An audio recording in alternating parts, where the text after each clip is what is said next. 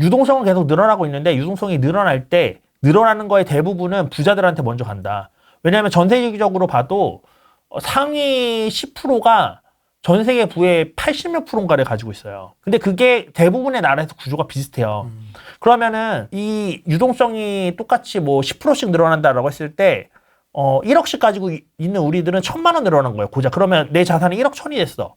근데 100억씩 가지고 있으신 분들은요, 10% 늘어나서 110억이 된 거예요. 나는 1,000만 원 늘어났는데, 이 사람은 똑같이 10% 늘어났는데 10억 늘어난 거예요. 그럼 그 사람은 지금 집값이 그만큼 많이 오르지도 않았겠다. 그럼 살 수 있는 여력이 되죠. 그러니까 그들은 그 집을 산 거예요. 그러니까 한마디로 유동성이 충분히 다 풀리지 않았기 때문에 그들만의 세상에서만 물이 흘렀던 거고, 유동성이. 그래서 그들만의 세상만 그릇이 채워진 거예요. 그리고 지금은 요게 이제 그들만의 세상에 들어가 보려고 계속 또, 왔다 갔다 하시던 분들이, 여기 이제 못 들어가게 되네 싶으니까 이제 밑으로 내려오면서 채워지는 그런 구조인 거거든요.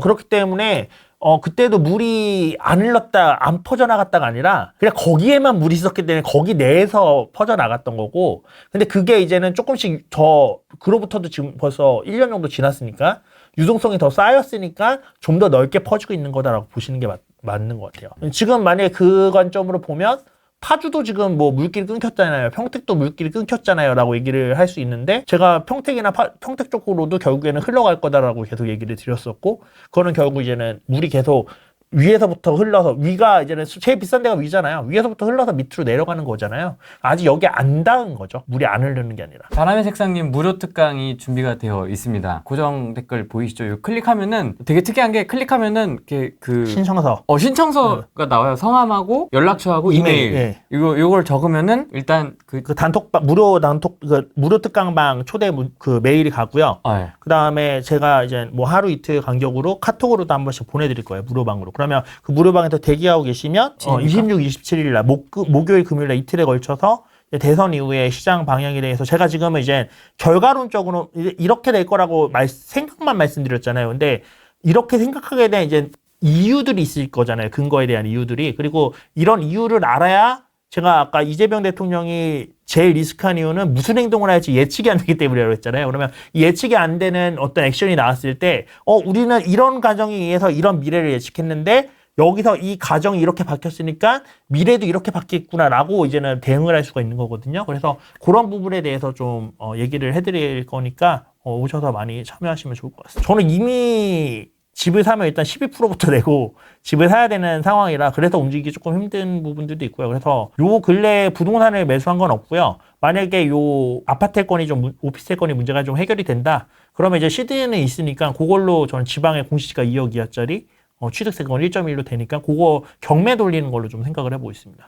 경매 얘기하시니까 갑자기 네. 생각났는데, 그건 어떻게 보세요? 매매 사업자로 단타 치는 건 어떻게 보세요? 매매 사업자 단타 치는 거 괜찮아요. 좋은데 이제 계속 말씀드리지만, 제가 이번에 아니라 한 달 전쯤에 경매 강의 모집을 했었거든요. 제가 강사는 아니고 다른 강사님 모셔가지고 이제 경매 강의를 모집을 했었는데, 그분도 매매 사업자로 단타 치는 걸 가르치시는데, 제가 그분을 모신 이유는 뭐냐면, 사실 경매 이론은 거의 다 비슷비슷해요. 뭐 엄청 특별한 것도 없고.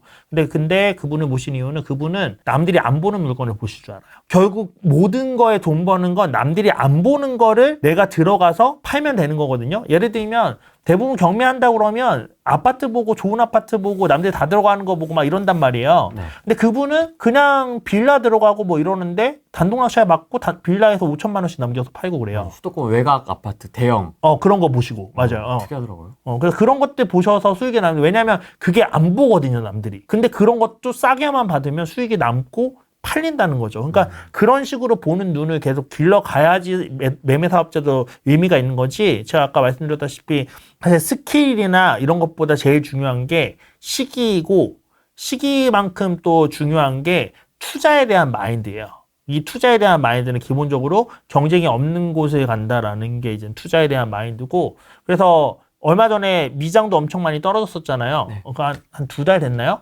그때쯤에 저도 들어갔거든요. 그래서 며칠 만에 50% 가까이 먹고 나왔어요. 그러니까 이것도 그때 이제 더 떨어지면 어떡해? 라고 생각하고 남들은 못 들어가는데, 저는 이 정도 떨어졌으면, 더 떨어지면 뭐 남은 돈 있으니까, 왜냐면 제가 아까 시드는 어쨌든 있다고 그랬죠. 저는 이거 단기에 어쨌든 이거는 될 거라고 봤거든요. 그래서 일부 태우고 더 떨어지면 더 태우면 되지. 이런 식으로 해서 이제 들어가서 더 태우지는 못했지만 어쨌든 들어간 거에 대해서는 재밌게 먹고 나왔거든요. 그러니까 이런 식으로 마인드를 갖고 접근하면은 사실 전 주식에 대해서 잘 모른단 말이에요. 잘 몰라도 투자는 그냥 쌀 때, 남들이 안 볼 때, 남들이 별로라고 생각할 때 들어가는 게 맞아라고 생각하는 그 확신이 있으면 쉽게 돈이 나오는 거거든요. 그래서 약간 이런 부분들이 저는 메인이라고 생각을 해서 매매 사업자를 내셔서 하신다고 하더라도 이거 스킬적인 부분으로 좋은 스킬이지만 이 스킬이 빛이 바라게 하려면 결국 나의 투자 마인드가 중요하다라는 걸 좀 기억을 하시고 하시면 좋을 것 같아요. 그 기술을 빛나게 해줄 전략, 그렇죠. 관점. 예, 관점이 그게 중요한 거죠. 예. 다주택자분들은 아까 말씀드렸다시피 만약에 내가 정말 속가날 물건이 없이 가지고 있는 것들이 다 괜찮다 어느 정도. 네.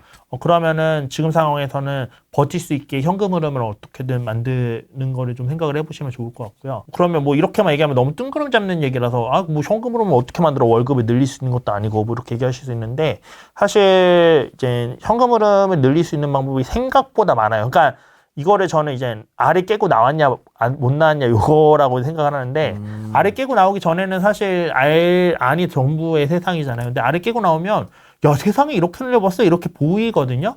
근데 그 알을 못 깨는 건 사실 여러분들의 문제는 아니고 저희가 그렇게만 알 안에서만 교육을 받았기 때문에 알 안쪽의 세상만 보는 거예요. 근데 제가 이제 그거를 깨드리려고 이런저런 그 수업들을 계속해서 가지고 오거든요. 무료 특강으로도 가져오고. 그래서 그런 쪽을 통해서 어쨌든 뭐 꼭 제가 아니더라도 다른 데서도 그런 식으로 이제 좀 알을 깨주는 그런 수업들이 있는지 또 꼭 부동산에만 그 매몰되지 마시고요. 이게 알도 여러 가지 알이 있습니다. 우리가 입시라는 알이 있고 아니면 그 월급쟁이라는 알이 있다면 부동산 투자하시는 분들은 또 부동산 투자라는 알에 갇혀 있어요. 이게 부동산 투자는 예를 들면 월급쟁이 알이 요만큼이라면 부동산 투자라는 알은 요만큼인데 여전히 알이야. 그러니까 제가 무슨 얘기를 하냐면 제가 이제 수강생분들한테 얘기하는 게 저는 알을 깨고 나왔는데 이제 양계장 밖으로 나가려고 노력을 해야죠라고 얘기를 하거든요. 그러니까 제가 알과 알이라고 표현했는데 알을 깨고 나면 사람들이 알을 깨고 나서 새로운 세상이 있는 거 아는데 이게 또 전부인 줄 알아요. 그래서 이 새로운 세상 밖에서는 더 큰 세상이 또 있거든요. 그러니까 지금 부동산까지만 오신 분들은 어떻게 보면 그냥 알은 깨고 나왔는데 월급쟁이는 알은 깨고 나왔는데 아직 양계장 밖으로 못 나오신 거예요. 양계장 밖으로 나와 보면 야, 돈 버는 방법이 부동산 말고도 이렇게 많은데? 라는 게 보이시고 사실 정말 여기 사실 부동산 투자도 부동산 투자지만 부자 되고 싶어서 돈 많이 벌고 싶어서 오신 거잖아요. 근데 네. 돈을 정말 많이 벌려면 결국에는 사업 같은 현금 흐름을 늘릴 수 있는 그런 유도를 하셔야 돼요. 왜냐하면 아무리 돈을 많이 가지고 시작을 해도요. 시드머니는 언젠가 없어집니다. 몇 채 투자하면 없어져요. 그러면 이제 그 부동산 오를 때까지 손 빨면서 보고 있을 수밖에 없어요. 그러면 그거 아니면 사고 팔고 하면 되지 않아요? 이럴 수 있는데 그 세금 빼고 이렇게 하고 나면 진짜로 별로 남는 거 없습니다. 그리고 사고 팔고 하다가 막판에 잘못 물려버리면 그동안 번 거 다 날려버리는 거고요. 그래서 결국에는 계속해서 어딘가에 풍부한 현금흐름이 들어와서 시드가 계속 빨리빨리 모여야 그래야지 이제 부동산 투자도 뭐 몇 년에 한 번씩 계속해서 이제 추가적으로 쌓아나가는 식으로 하면서 이게 나중에 한 번에 돈을 버는 구조를 가져오면서 팡 하고 늘어나는 거지. 사실 부동산 투자만 해서는 결국에는 시드 많은 사람과 시드 적은 내가에서는 시드 많은 사람이 이기기가 정말 어려워요. 그래서 그렇기 때문에 어쨌든 부자가 되려면 현금 흐름을 늘리는 방법을 알아두셔야 된다라는 거를 그리고 다주택자분들은 지금 버티기 위해서라도 그런 거 한두 개 정도는 좀 해보셨으면 좋겠다라는 얘기를 드리고 싶고요. 근데 제가 옆에서 봤지만 예. 굉장히 다양한 부업들을 소개해 주잖아요. 어떻게 예. 이렇게 겹치지 않고 그런 사람들 찾아내신 거예요? 진짜 다양하던데? 크림도 있고 사물함도 있고 뭐도 있고 막 진짜 엄청 이게 많아요. 안테나를 돌리다 보면 관심이 그냥 걸리는 걸 관심이 있으니까 계속 관심을 가지니까. 진짜 무궁무진하던데요. 예, 엄청 많아요 진짜 돈 벌 수 있는 방법은. 그래서 저는 그 볼 때마다 아니 이게 된다고? 그냥 깜짝깜짝 놀랍니다. 근데 다 되잖아요. 응. 너무 신기하더라고요. 그때 그 에어비앤비 제가 혼자 나왔던 건 에어비앤비 때가 마지막이었으니까 네. 그때 에어비앤비 했던 거 그때 촬영했던 노량진은 오픈을 했고요. 오픈해서 세팅했고. 지금 월에 100 한 30씩 남아요. 매출이 200만 원 넘게 나오는데 매출이 200 한 20, 30 정도 나오는 것 같아요. 그러면 거기서 월세 60몇만 원 빼고 그다음에 청소비 빼고 나면 한 100 얼마 정도씩 남는 거고 그리고 그거 말고도 지금 하나 또 세팅해서 거기도 이제 이번 달부터 돌리고 있는데 이번 달에만 한 170, 180만 원 이미 예약이 찼어요. 그게 신길이에요? 구로. 그리고 이제 세 번째가 실림 이제 제가 바빠서 원래 세팅을 빨리 했어야 되는데 세팅을 못해서 그렇긴 한데 이제는 신림 거 마무리 준비해야 되고. 그럼 3개가 돌아가는 거예요? 네. 에어비앤비만. 정신이 하나도 없어요. 와. 자, 다시 여쭤보겠습니다. 차은우 대 바람. 무주택자분들은 지금이라도 사세요. 저는 사실 그 이재명 대통령이 되고 나서 좀 눌림목이 있을 거라고 봤어요. 왜냐하면 공포 심리가 있으니까. 공포 심리가 있어서 눌림목이 있을 거라고 봤지만 그게 있어도 저는 추석 때 이후에는 풀리지 않을까라는 생각을 좀 하거든요. 왜냐하면 공급 부족 구간에 들어온 건 맞고 그리고 지금 실수요자들이 움직이는 구간인데 원래 6월, 7월은 거래가 많이 없는 시기예요. 근데 거기에 대통령도 부동산에 그렇게 호의적이지 않은 대통령이 됐으니 사람들의 공포심과 또 거래가 그만큼 적응이 겹쳐지면서 눌림목이 있을 수 있는데 추석 이후에는 어쨌든 실수요자들이 전세든 월세든 뭐든 움직일 수밖에 없는 상황이란 말이에요. 그렇게 움직이다 보면 조금 더 이제는 그 공급 부족이라는 그 상황이 좀 더 직시가 되는 그런 상황이 오지 않을까 싶고요. 추석이 아니면 뭐 내년 2월일 수도 있고 그게 좀 어느 시기일지는 조금 달라질 수 있는데 그런 부분들이 오기 때문에 저는 사실 이재명 그 선거 결과 나오기 전에도 이재명이 대통령 될 것 같긴 한데 근데 그래도 그때까지 기다리지 말고 그냥 지금 사라. 어차피 지금 싸다. 그냥 몇천 뭐 1억 더 싸게 사고 뭐 몇천 싸고 이거 중요한 게 아니라 지금 사서 결국에 벌고 나오는 게 중요한 거기 때문에 지금 살 수 있는 거에서 제일 괜찮은 걸 하나 사라라고 저 회원들한테도 얘기를 드렸었거든요. 그때도. 그래서 지금 무주택자분들한테도 똑같이 지금 뭐 조정 받을 수도 있어요. 그리고 조정지역 걸리면 그만큼 또 하락이 좀 일부 나올 수도 있고 심리가 안 좋아질 수도 있고. 근데 그럼에도 불구하고 제가 처음에 용수철을 말씀드린 게 결국 시장은 공급 수요 이론에 따라서 정책으로 아무리 뭐 지지고 볶고를 해도 이 용수철을 눌렀다가 나중에 한 번에 튀어나오느냐 아니면은 뭐 늘려놨던 게 나중에 한 번에 줄어드느냐 요거의 차이일 뿐이지 결국에는 갈 길 간다라고 생각을 합니다. 그래서 이거를 이제 과거 사례로 말씀을 한 번만 드리고 마무리를 하면 문재인 정권 때 마지막에 했던 임대차 3법이 저는 용수철을 늘린 거였다고 봐요. 왜냐하면 그만큼의 여력이 남아있던 시장이 아니었는데 임대차 3법으로 전세가를 팍 올려버리면서 용수철을 늘린 거예요. 그러니까 그 힘이 빠지니까 용수철이 제자리로 돌아오면서 저는 이 하락의 시점이 온 거라고 봅니다. 거기에 이제 금리까지 더해지니까 어떻게 보면 더 압축이 된 거죠.